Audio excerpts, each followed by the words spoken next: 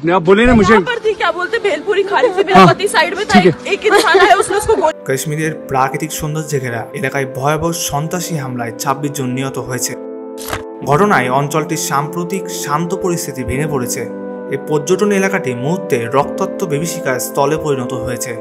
এতে করে পরমাণু অস্ত্রধারী প্রতিবেশী দেশ ভারত ও পাকিস্তানের মধ্যে নতুন করে সংঘাতের আশঙ্কা তৈরি হয়েছে। হামলার পরপরই ভারতের প্রতিরক্ষা মন্ত্রী রাজনাথ সিং বলেন, এর কড়া ও স্পষ্ট জবাব দেওয়া হবে।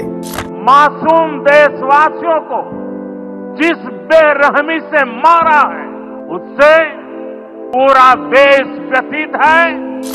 দ্য রেজিস্ট্যান্স ফ্রন্ট টিআরএফ নামের স্বল্প পরিচিত একটি গোষ্ঠী হামলার দায় অবশেষে স্বীকার করেছে।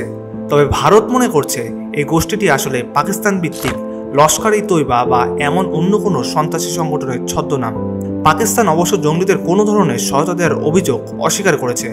তবে তারা বলছে কাশ্মীরিদের স্বায়ত্তশাসনের দাবিকে তারা নৈতিকভাবে সমর্থন করে।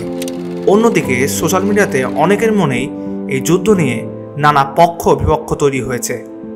তবে এক পক্ষ বলছে যুদ্ধ কোনো সমস্যার সমাধান নয়।